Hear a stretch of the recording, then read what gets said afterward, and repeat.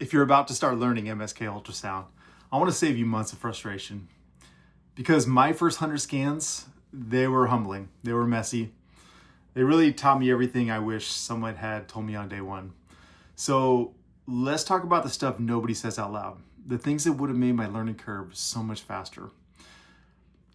Your first 20 scans are not about diagnosis. It's really about survival at that point.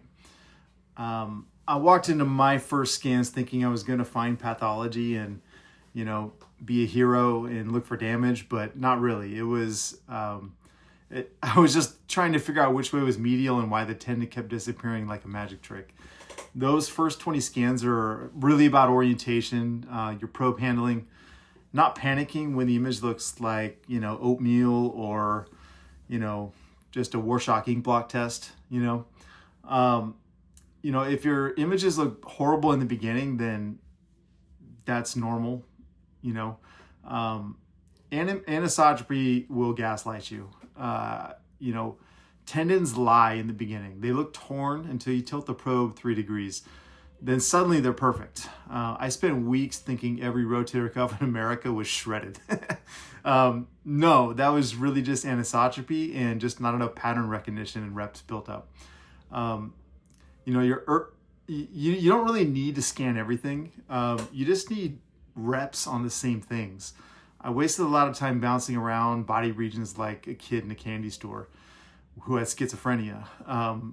Ankle, shoulder, knee, wrist. I thought variety would make me feel better and would make me better. But it was really wrong thinking. What actually builds a skill is a repetition on the same structure until your brain starts working so hard. Your first 100 scans should be shoulder, knee, hip.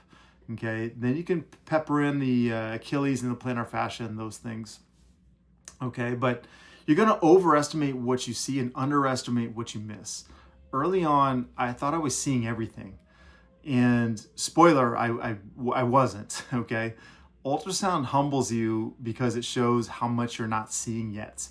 And that's really okay. Competency isn't about perfection. It's about the pattern recognition that you build over time. The moment you realize this, your anxiety drops and your learning accelerates. The machine isn't the problem, okay? Your internal settings are, your systems. I blame the machine for a lot of things. Too grainy, too dark, too bright. Turns out, it's operator dependent. It was me. So once I learned how to adjust the depth to gain the focus on the fly, my images went from abstract to actual anatomy. So if you want to look like you know what you're doing early on, okay, you have to learn your presets and learn the system that you're operating on. Around 50 scans, things start to click a bit.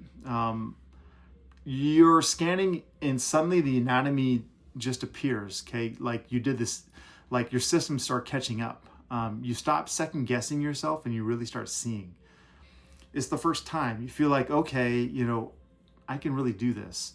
By scan 100, you're not an expert, okay, but you're starting to become dangerous in a better way.